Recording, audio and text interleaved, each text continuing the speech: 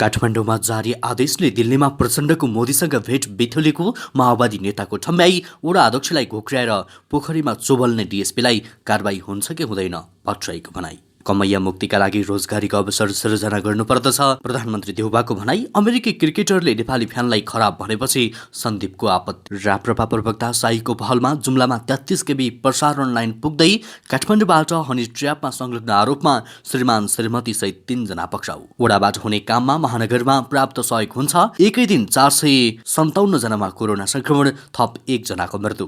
सन्तोषी माताको मूर्तिमा जडित सुनचाँदी चोर्ने गृह पक्राउ। आजदेखि काठमाडौँमा 18 वर्ष माथिकालाई बुस्टर मात्रा लगाइने। जोर्डनमा घर मालिकबाट कुटिए नेपाली चेली, सहयोगको अपील। भाइ भारदारलाई मन्त्रीको पालो पुर्याउने काम भइरहेको छ, विप्लवको आरोप।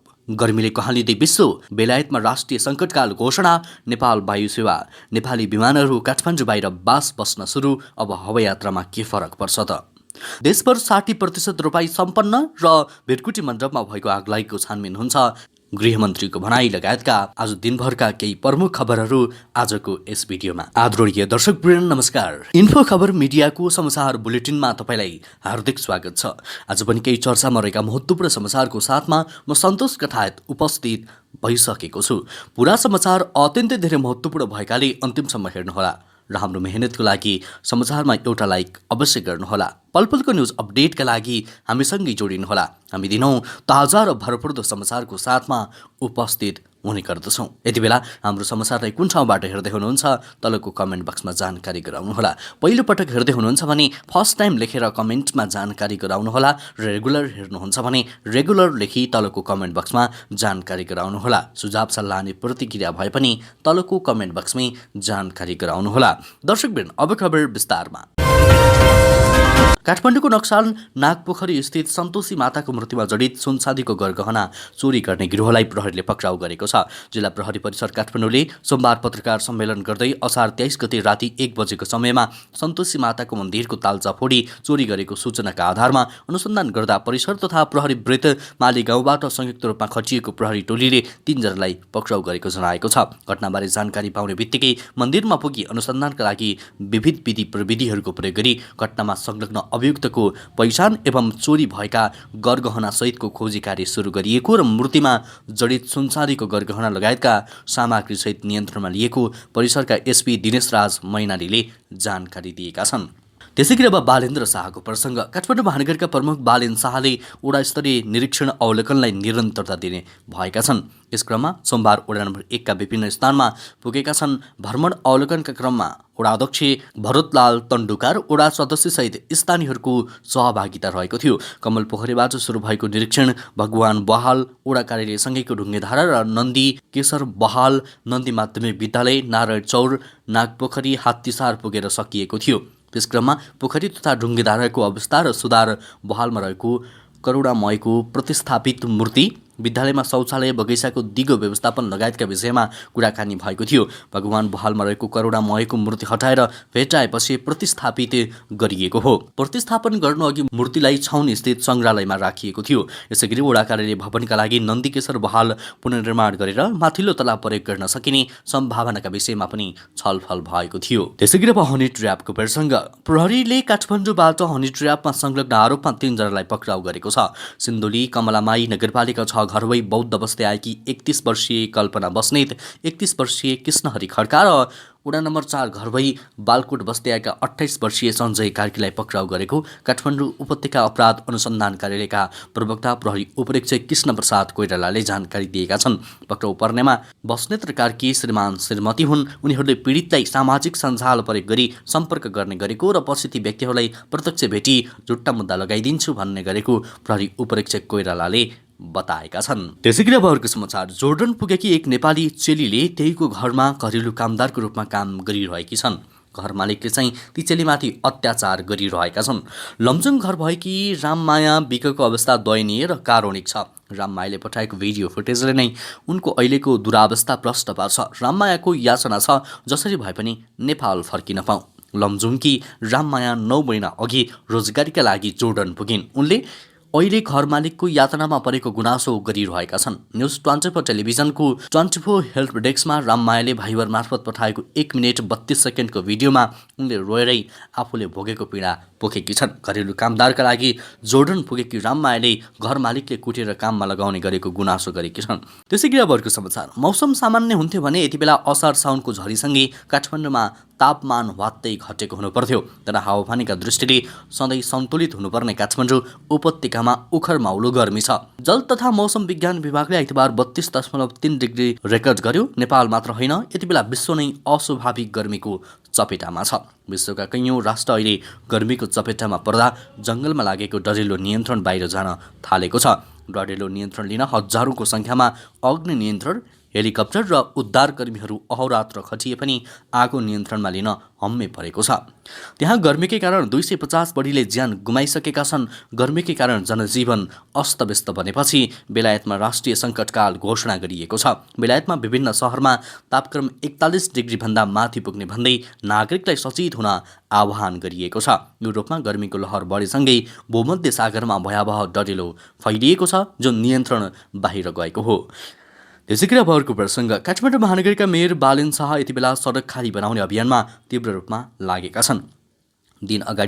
केही दिन अगाडि मकै पोलेर बेच्ने मानिसहरूको मकै नै खोसेर पक्राउ गर्न चेतावनी दिएका महानगर प्रहरीले फेरि अर्को मुद्दा निकालेको छ। बुतली सडक स्थित स्टार महलको पेटीमा खानेकुरा बेच्दै आएका सिन्धुपाल्चोक निवासी श्रीङ लामाको खानेकुरा बेच्ने स्टल महानगरपालिकाका नगर प्रहरीहरूले उठाएका छन्। श्रीङ लामाले उक्त पेटी स्टार महलसँग भाडामा लिएको बताउँदै उक्त ठाउँ खाली गर्न मानेनन्। उनले उल्टै प्रहरीमाथि तरकारी काट्ने चक्कु प्रहारको प्रयास गरे। प्रहरीमाथि जाई लाग्ने तरिकाले प्रस्तुत भए। अवस्था उग्र भएपछि कमल पोखरी प्रहरी बीचबाट प्रहरी आई उनलाई नियन्त्रणमा लिएको थियो। त्यसैगरी अब अर्को प्रसङ्ग। नेकपा माओवादी केन्द्रका अध्यक्ष प्रचण्डको भारत भ्रमणको चर्चा सेलाइसकेको छैन। अनौपचारिक रूपमा पक्का भनिएको भारत प्रधानमन्त्री नरेन्द्र मोदीसँगको भेट सम्भव नभए पनि प्रचण्डले भ्रमण सफल भएको बताएका छन्। भ्रमणबारे भेटेर कुराकानी गरेको बताउने नेता गणेश शाहले सुनाए। मलाई उहाँ भ्रमणबाट सन्तुष्ट हुनुहुन्छ जस्तो लाग्यो, तर उपलब्धिमूलक हुनु अलग कुरा हो। अर्का नेता हरिबोल गजरेलका अनुसार पनि प्रचण्डले भ्रमण सफल भएकै ठानेका छन्। त्यस्तै अब अर्को प्रसङ्ग। प्रचण्डले दिल्लीमा आयोजित सार्वजनिक कार्यक्रममा 1950 को सन्धि सीमाका मुद्दा र इपिजी प्रतिवेदनका विषय अचल छिमेकीको भावले सुल्झाउनु पर्ने धारणा राखेका थिए। मूलत ती विषयका भारतको निम्ति रुचिकर नभएको जानकारहरू बताउँछन्, तर प्रचण्डले ती कुरा उठाउनै पर्ने आदेश काठमाडौँबाटै लिएर गएका थिए। त्यसैगरी अब जनार्दन शर्माको प्रसङ्ग। तत्कालीन अर्थमन्त्री जनार्दन शर्माले बजेट निर्माणका क्रममा अनाधिकृत व्यक्तिलाई करका दरमा हेरफेर संलग्न गराएको र निश्चित व्यापारिक घटनामा फाइदा पुर्याउने गरी बजेट निर्माण गरेको आरोपमाथि छानबिन गर्न गठन संसदीय विशेष छानबिन समितिले अनुसन्धान गर्नुपर्ने निष्कर्ष निकालेको छ। छानबिन थालेको 7औं दिनसम्म आइपुग्दा पनि बजेट निर्माणका क्रममा अनाधिकृत व्यक्ति अर्थ मन्त्रालय प्रवेश गरेर करका दर हेरफेर भएका थिए कि थिएनन् भन्ने यकिन नभएपछि समितिले थप अनुसन्धान गर्नुपर्ने निष्कर्षमा पुगेको हो। समितिले सीसीटीभी फुटेज रिकभर गर्ने लगायतका प्राविधिक विषयमा नेपाल इन्जिनियरिङ अध्ययन संस्थान र प्रहरीको साइबर ब्युरोका विज्ञसँग छलफल गर्ने तयारी गरेको सचिव सुरेन्द्र अर्यालले जानकारी दिएका छन्। अर्थ मन्त्रालयबाट प्राप्त बजेट निर्माणसँग सम्बन्धित कागजातको विश्लेषण, सीसीटीभी फुटेज हेर्ने तथा मन्त्रालयका सचिव, सहसचिव, उपसचिव साथै बजेट निर्माण र प्राविधिक तर्फका कर्मचारीबाट त्यो दिन के भएको थियो भन्ने कुरा नआएपछि समितिले अनुसन्धान गर्न लागेको हो। त्यसैगरी अब विमानस्थलको प्रसङ्ग। यसै साताको सोमबारदेखि केही आन्तरिक सेवाका विमानहरूले काठमाडौँ विमानस्थल बाहिर बास बसेर त्यहीँबाट पहिलो उडान सुरु गर्न थालेका छन्। मङ्गलबार राजधानी बाहिर चन्द्रगढी विमानस्थल बाहेक धनगढी, नेपालगञ्ज, भैरवा, पोखरा, जनकपुर र विराटनगरबाट उडान सुरु भएका थिए। यसले राजधानीको आकाशमा रहेको चाप कम हुने अपेक्षा उड्डयन अधिकारीहरूले राखेका छन्। अब देशका 8 विमानस्थलहरूमा राति बास बस्ने बताइएको छ। विमानहरूको रात्रिकालीन बास हुने 8वटै विमानस्थलमा बिहान 6 बजेदेखि 12 बजेसम्म उडान हुन सक्ने सुविधा रहेको बताइएको छ। त्यसका लागि आवश्यक पूर्वाधार ती विमानस्थलमा छ। थप विमान कम्पनीहरूको सुझाव र मागका आधारमा थप बढाउँदै लगिनेछ। असार पहिलो साता यही विषयलाई लिएर निजी उड्डयन कम्पनीले सरकारलाई सेवा रोक्ने चेतावनी दिएका थिए। त्यसैगरी अब पोखरीमा चोबलेको काण्ड। नेकपा एमालेका सांसद खिमलाल भट्टराईले रूपन्देहीको तिलोथमा नगरपालिकाको नगरसभा बैठकको घटनाको सम्बन्धमा गृहमन्त्रीको जवाफ माग गर्नुभएको छ। हिजो सोमबारको राष्ट्रिय सभा बैठकमा विशेष समयमा बोल्दै सांसद भट्टराईले तिलोथमा नगरपालिकाको नगरसभामा नेपाल प्रहरी प्रवेश गरी जनप्रतिनिधिलाई धकेलेर पोखरीमा चोबलेको भन्दै आपत्ति जनाउनुभयो। उहाँले प्रहरीको शासन चलाउन खोजेको हो भनेर प्रहरीलाई गृहमन्त्रीलाई प्रश्न समेत गर्नुभयो। गृहमन्त्रीले आफ्नो भाइ मेयर भएको तिलोथमा नगरपालिकामा प्रहरीको ज्यादती गराएको आरोप सांसद भट्टराईको छ। वडा अध्यक्षलाई पोखरीमा चोबल्ने डिएसपीलाई कारबाही गर्न उहाँले माग गर्नुभयो। जनप्रतिनिधिहरूलाई सार्वजनिक ठाउँमा अपमान गरेर प्रहरी शासन लगाएर लोकतन्त्र बलियो नहुने उहाँले बताउनुभयो। वडा अध्यक्षलाई घोक्र्याएर पोखरीमा चोबल्ने डिएसपीलाई कारबाही हुन्छ कि हुँदैन? भट्टराईको यस प्रश्नबारे तपाईँको विचार कमेन्ट गर्नुहोला।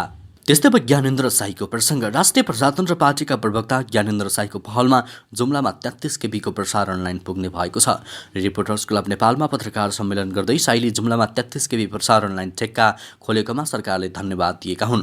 शाहीचतका कर्णालीका अगुवा जनताले गत असार 24 गते ऊर्जा मन्त्री पम्पा भूषाललाई कर्णालीमा विद्युत पुर्याइदिन अनुरोध गरेका थिए। शाहीको टोलीले माग गरे अनुसार नै ऊर्जा मन्त्रालयको निर्देशनमा गत असार 28 गते विद्युत प्राधिकरणले साउनमा कर्णालीमा 33 केबी प्रसारण लाइनको लागि ठेक्का खोल्ने प्रतिबद्धता जनाएको थियो। प्राधिकरणको लिखित जवाबकै आधारमा कर्णाली प्रदेशले मान्मदेखि खलङ्गासम्म भनेर ठेक्का खुलाएकोमा धन्यवाद समेत दिए। उनले भने ऊर्जा मन्त्रीले हामीसँग गरेको प्रतिबद्धता अनुसार काम भएकोमा खुसी छौँ। उनले कर्णाली प्रदेशमा ठुला विद्युत आयोजनाहरू बनाउन सकिने धेरै सम्भावना रहेको पनि उल्लेख गरेका छन्। त्यसका लागि सरकारले कर्णालीको स्थलगत अध्ययन गरी निजी क्षेत्रले पनि जलविद्युतमा लगानी गर्न आवश्यकता छ भनेर सरकारले टुङ्गो लगाइदिन पर्ने उनको धारणा रहेको छ।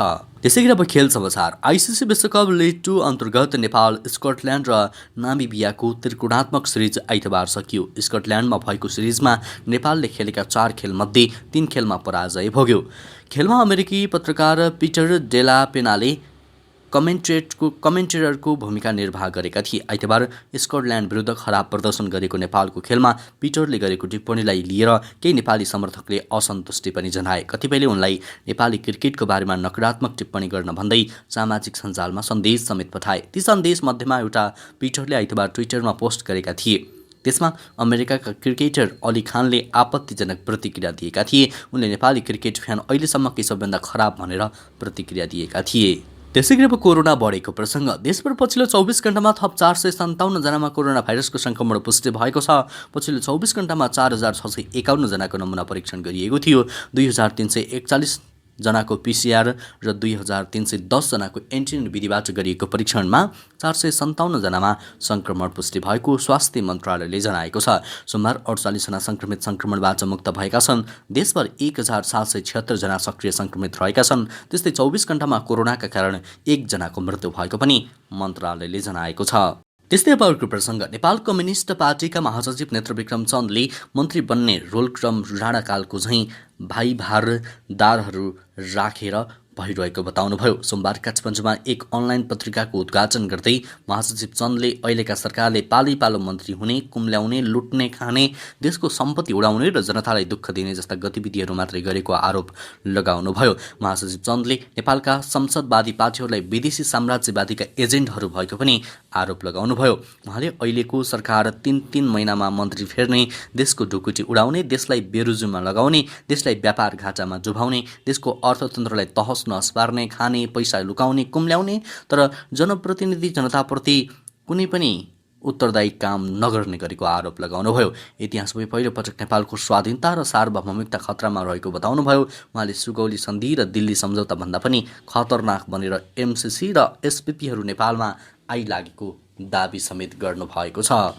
उहाँले नेपालमा राजनैतिक अस्थिरता दिन प्रतिदिन गहिरिँदै गएको पनि उल्लेख गर्दै संसदवादी पार्टीहरू देशको नेतृत्व गर्न असफल बन्दै गइरहेको दाबी गर्नुभयो। त्यस्तै अब अर्को प्रसङ्ग। प्रधानमन्त्री शेरबहादुर देउवाले हरुवा, चरुवा लगायतको कमैया मुक्तिका लागि रोजगारीको अवसर सृजना गर्नुपर्ने बताउनु भएको छ। प्रधानमन्त्री देउवाले कमैया मुक्तिका लागि आय आर्जन बढाउने र जनजीवनमा सुधार गर्ने गरी कार्य अघि बढाउने समेत निर्देशन दिनुभएको हो। सोमबार प्रधानमन्त्री निवास बालुवाटारमा कमैया मुक्त घोषणा गरिएको 22औं वर्ष पुगेको अवसरमा आयोजित विशेष कार्यक्रममा बोल्दै प्रधानमन्त्री देउवाले मुक्त कमैया दिगो समाधानका लागि क्षिप्र क्षमता विकास गर्दै आत्मनिर्भर बनाउनका लागि विशेष कार्यक्रम प्राथमिकताका साथ सञ्चालन गर्न सम्बन्धित निकायलाई निर्देशन पनि दिनुभएको छ। मुक्त कमैयाहरूलाई आत्मनिर्भर बनाउन, उनीहरूको स्वतन्त्रता, आत्मसम्मान बढाउनका लागि तिनै तहका सरकार र अन्य सरकारहरूलाई सबैलाई प्रतिबद्ध रहन पनि आवश्यक रहेको उहाँले बताउनुभयो। तब मात्र कमैया मुक्तिको सम्भावना छ उहाँले भन्नुभयो। त्यस्तै अब अर्को प्रसङ्ग, गृहमन्त्री खाँडले आज दिउँसो आगलागी भएको क्षेत्रको अवलोकन गर्दै आगलागीबारे छानबिन गर्ने आश्वासन दिनुभएको छ। आगलागीमा परिषद अन्तर्गतको राष्ट्रिय अपाङ्ग कोषले अपाङ्गता भएका व्यक्तिहरूका लागि राखेका सहायता सामग्री जलेको थियो। उहाँले गृह मन्त्रालय अन्तर्गत राष्ट्रिय विपद जोखिम न्यूनीकरण तथा व्यवस्थापन प्राधिकरण मार्फत उनीहरूका लागि सहायता सामग्री उपलब्ध गराउने बताउनुभयो। मन्त्री खाँडले प्राधिकरणले उपलब्ध गराउने सहायता खोजेर राख्नका लागि आवश्यक पर्ने स्थान पनि खोजेर उपलब्ध गराउने आश्वासन दिनुभयो। अवलोकनका क्रममा गृहमन्त्री खाँडले आगलागी भएको स्टोर, राष्ट्रिय अपाङ्ग कोषको कार्यालय र ती सामग्री निर्माणको समेत अवलोकन गर्नुभएको थियो। गृहमन्त्री खाँडले कोषका सभापति डेकराज भट्टराईसँग आगलागी र कोषका बारेमा जानकारी लिनुभएको थियो। त्यस्तै अब अर्को प्रसङ्ग, काठमाडौँमा आज मङ्गलबारदेखि 18 वर्षभन्दा माथिका उमेर समूहका नागरिकलाई कोरोना भाइरस विरुद्धको बुस्टर मात्रा खोप दिने भएको छ। काठमाडौँ जिल्लाका सबै स्वास्थ्य संस्थामा 18 वर्षभन्दा माथिका नागरिकलाई कोरोना विरुद्धको कोभिसिल्ड खोप बुस्टर मात्रा दिन लागि जिल्ला स्वास्थ्य कार्यालय काठमाडौँले जनाएको छ। बिहान 10 बजेदेखि बेलुका 5 बजेसम्म काठमाडौँका सबै स्थान स्वास्थ्य संस्थाहरूमा खोप सञ्चालन कार्यक्रम हुने निमित्त प्रमुख वसन्त अधिकारीले जानकारी दिनुभयो। भोलिदेखि 6 गतेसम्म बुस्टर डोज अभियान सञ्चालन हुनेछ। दोस्रो मात्रा लगाएका 3 महिना पुगेकाले बुस्टर डोज लगाउन मिल्छ। ज्वरो आइरहेका र अरू कुनै कारणले बिरामी भएकालाई खोप नलगाउन डाक्टरको सुझाव रहेको छ। र 60% धान रोपाइँ सकेको प्रसङ्ग, कृषि तथा पशुपक्षी विकास मन्त्रालयले देशभर 60% धान रोपाइँ सम्पन्न भएको जनाएको छ। गत वर्ष असारमा 68% रोपाइँ भएकोमा यस वर्ष 60% मात्र रोपाइँ भएको मन्त्रालयका सहसचिव एवं प्रवक्ता प्रकाश कुमार सञ्जेलले जानकारी दिनुभयो। रोपाइँको तथ्याङ्क प्रदेशसँगको समन्वयमा तयार गरिएको हो। गत वर्षको तुलनामा करिब 8% हाराहारीमा कम रोपाइँ भएको देखिएको छ। विशेष गरी प्रदेश नम्बर 1 मध्य प्रदेश र लुम्बिनी प्रदेशमा मनसुन सुरु हुन ढिला भएका कारण रोपाइँ कम भएको हो। मनसुन सुरु हुनासाथ यही साउन दोस्रो सातासम्म सामान्य हिसाबले ती प्रदेशमा रोपाइँ हुने मन्त्रालयले जनाएको छ। हवस् त दर्शकवृन्द, यो खबर सँगसँगै अहिलेलाई केही चर्चामा रहेका महत्त्वपूर्ण समाचारको सिलसिला यति नै।